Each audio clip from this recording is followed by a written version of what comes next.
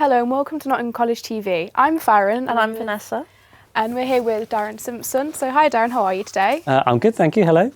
Hiya.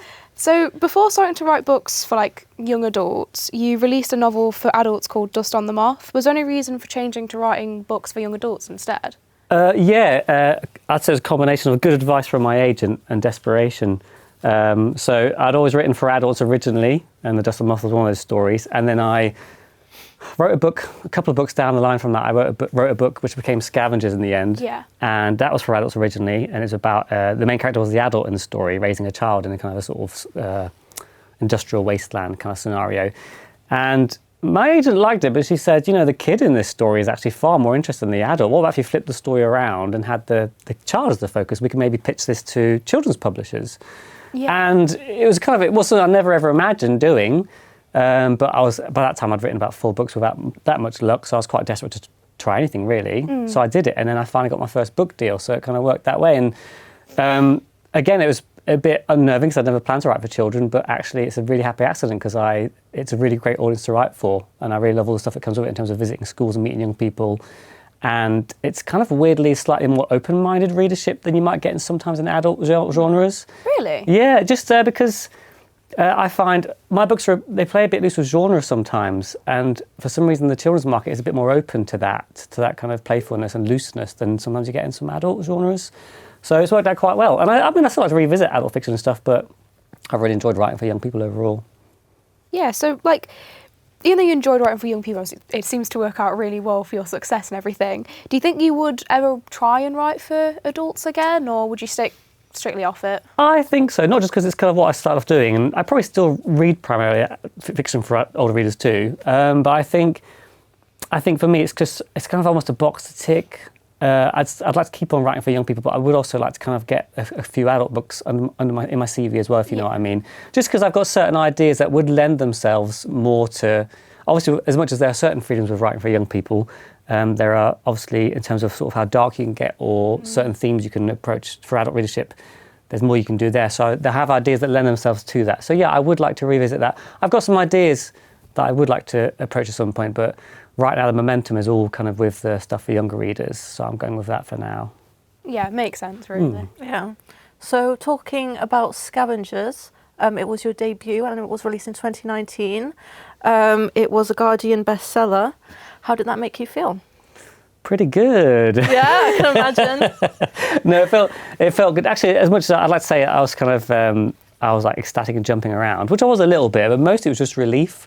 I think I remember because obviously Dust on the Moth was quite a small crowdfunded thing, and after that I wrote 2 more books that didn't really go anywhere, and I was quite close to giving up, if I'm honest. I actually remember sitting in Nottingham Contemporary, not too far from here, my wife saying this Scavengers book, I think it's probably my last shot because it's just not worth the time I'm putting into it. It's not really paying off. And so when I got an email from my agent saying this publisher want to take this book on, and it started obviously getting received really well. It was like a dream come true. But again, I was excited, but I was just relieved. I was so relieved that all those years had paid off. It kind of meant that none of those books that didn't get published were wasted. They were all practice that led to something in the end, which is what I always tell young creatives anyway. Everything you do doesn't work out. It's never wasted. It will always lend itself towards your success in the end.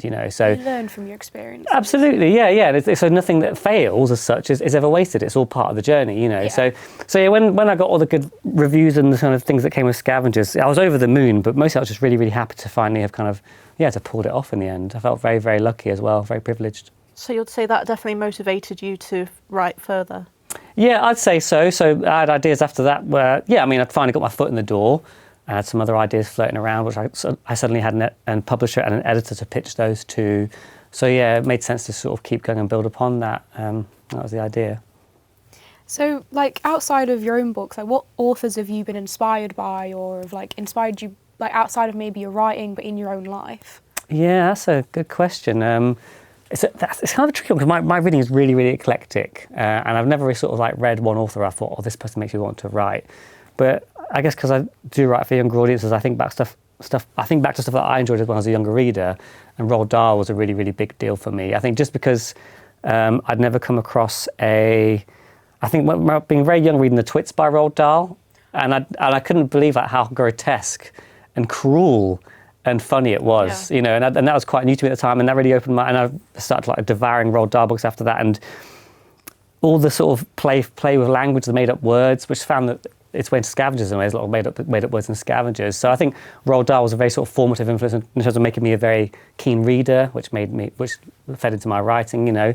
Beyond that, I remember I grew up in army estates, and there was no British libraries as I was in Germany, and we had so I ran out of some children's books to read, and all I had was, YA wasn't really such a thing back then. It was just my mum's bookshelves, and my mum had lots of Stephen King and like horror writers, so I started reading a lot of adult horror stuff. So I think Stephen King was a really big influence, and I sort of revisit this stuff now as an older reader and find a lot more in it, you know. So I'd say those two are sort of very formative influences in terms of writers that influenced me, yeah. So we've talked about, you know, books that have influenced you and books that you favourite, but what about your own books? You know, do you have a favourite? Why? Oh, that's really, really hard. I mean, often it tends to be the last one I've written, because that's the one I've been mostly immersed in recently, and that's the one that feels like it feels like a consolidation of all I've learned from writing my previous books and stuff. So right now I'm super excited about Thirst, which has just come out very recently. And for me, I'm very fond of it because it's kind of a slightly new area for me. It's for slightly older readers. It's quite an explicit shift into folk horror, which is a bit of a new thing for me, which has allowed me to indulge in some of that more kind of grotesque stuff I like writing, you know. So I think Thirst, I am very, very proud of, very happy with. But I mean, they're all very different. They mean different things to me, but I think Scavengers I have a massive soft spot for, just in the sense it was that kind of book that turned things around suddenly. So I've got a lot of emotional value attached to that. But yeah, I mean, they're all quite different, so I can't really choose a favourite. But right now, Thirst is very much, you know, very particularly fond, I guess, right now. So have you always had a passion for writing since you were young, or is it something you've only really developed later in life? It did come later, really. I've always been a keen reader. I always read lots. I used to love reading. I still read tons now for obviously entertainment and mental health and all sorts, you know. But no, I started writing quite late. I was in bands most of the time. I played drums, and my dream was to be I always wanted to do something creative, and I love being in bands, the sort of social side of it, the instant creativity with sort of mates, I guess. But I think after around my mid-20s, I got a bit frustrated with relying on bandmates to get things done. I thought, what can I do creative all by myself? I was always rubbish at art, and I couldn't afford sort of expensive electronic equipment. So I thought, writing, you know, I love reading, why not give it a go? And I remember from the very first night I sat down on this cheap laptop I'd got second hand and just started a short story. I was just in love with it instantly, just because I couldn't believe all the possibilities you can explore with so little. Yeah. There's an amazing economy to writing where you can just do so much with so little, and I still love that now. And also I found myself very relaxed after writing. It kind of it's almost like you get a bit of a Zen state where you're so focused on it that everything else kind of disappears, and so it's quite healthy. In the zone. Yeah, and it's quite healthy in that sense, and I think I still get that from writing now. So I think I tried it as an experiment around my mid-20s, and I just fell in love with it straight away and got quite obsessed with kind of doing it for a living and sharing stories, I guess. So going back to your book Thirst, it involves quite a lot of folklore and things, and some of your other books also involve that. Is that, you know, is there a reason for that? Are you really interested in folklore? It's something I've always had, a passing interest in. I like old stories. I like kind of old bogeymen and kind of creepy stories from the past, and all the sort of folklore stuff that's fed into a lot of the horror stuff we have today, I guess. Ideas, I guess, like vampires and zombies and stuff. But I think it's the more obscure stories that interest me, the very local stories. And I think what happened is, after Furthermore, I decided it'd be fun to try and write a horror story. Just 'cause I like reading horror, and I thought it'd be fun to sort of just like commit to the genre. And I think in terms of a type of genre, folk horror appeals to me because I think folk horror, it ties into such ancient beliefs that are very much part of our cultural DNA. You know, a lot of people, I think, for example, you get sort of fantasy genre where everything's magical and there's magic systems. But when I think about folk magic, you think about superstitions we still have today. We still cross our fingers, we still count magpies. It's very real, like... That's what I mean. There's something that's earthy and real about it, something relatable. Even in such a different age that we live in now compared to those stories back then, we still know, like Jack and Jill, we still know Red Riding Hood. These things are still such part of our lives. And because of that, I think folk horror is a bit scary, because it does tap into like an almost subconscious cultural DNA we've got, if that makes sense. So I thought if I was going to write horror, I'd draw on folklore, just because it resonates somehow in a very deep way. Everyone can kind of read it and feel the fear. I think so. It's just, it doesn't matter what culture you're part of, folklore is there. Yeah, it's such a universal, it's so local but also so universal. And that's what I noticed when I was researching folklore, you get a lot of ideas that are very local to one place, but versions of it will exist all around the world, which shows kind of there's a very universal, it taps on very universal ideas of community and fear and stuff, you know. So I think that's why I chose folklore. I've always been interested in it, but also it's so rich. So when you start actually researching it to get ideas for books, there's so many layers to it, you know. So I just found it was just a really rich kind of place to sort of dig into and use and adapt to writing horror stories. So folklore is something to go that deep into. It's kind of new to me, but it's I feel there's so much more I can take out of it. It's amazing. Yeah. So you released your new book, Thirst, so going on from that, about 2 weeks ago. How's the response been so far? The response has been really nice so far. I've been super nervous because it's it's kind of early to tell. Like there's been lots of nice reviews online and stuff, and it's kind of made its way into sort of like, I guess, so it's got good reviews in certain periodicals that are focused on children's fiction and librarians and that kind of thing. So it's still gone down really well. A lot of people have been genuinely shocked by how scary some of it is, which is kind of sort of satisfies a slightly childish part of me to be able to shock people a little bit.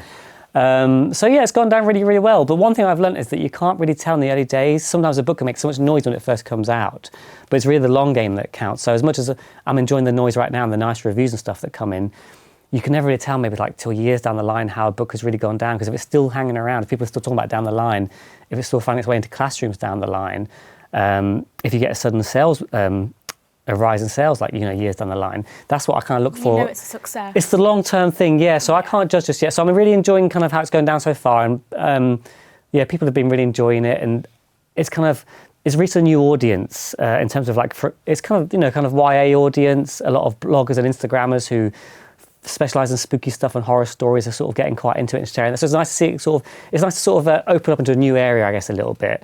So scary to sort of have the change, but also exciting. So I can't tell how it'll go. We'll have to wait and see. All I can do is sort of leave it to do its own thing and distract myself by working on something new, I guess, sooner or later. So one last quick question. For those younger people who are wanting to go into writing and hopefully be successful, do you have any advice for them? So my advice for young writers usually boils down to some very, very simple, because I wouldn't tell anyone how to write, but I tell them what might help their chances. So I think, for example, reading a lot will always help, because and that doesn't mean like reading a book, you don't have to read like your favourite books and think about how does this work. Just reading stories for pleasure, you will sort of soak up how storytelling works and what you like and what you can apply yourself. You know, so reading lots definitely counts. I think just practicing and realising that it is something you have to practice, and to not be hard on yourself if you're not pleased with your first results. It's not a gift, it's a skill, like playing football or getting good at a computer game. That's what I say. So if you are not happy with your first results, don't be precious. It's just start, keep going, and you will see yourself get better. It's a natural thing that will happen.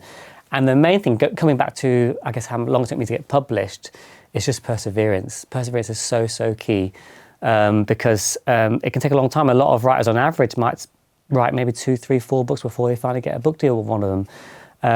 But again, that sounds a bit grueling, but it's not, because like I said before, it's all practice. So I would say don't be disheartened, just enjoy yourself all the way. Write what you care about, what you enjoy, because then you're having a good time, and that's going to show in the text.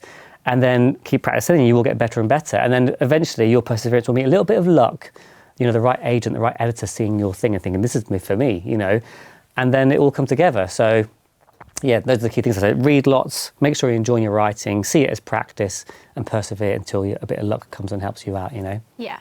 Well, thank you, Darren, for joining us. And thank you, everyone, for watching, and see you next time.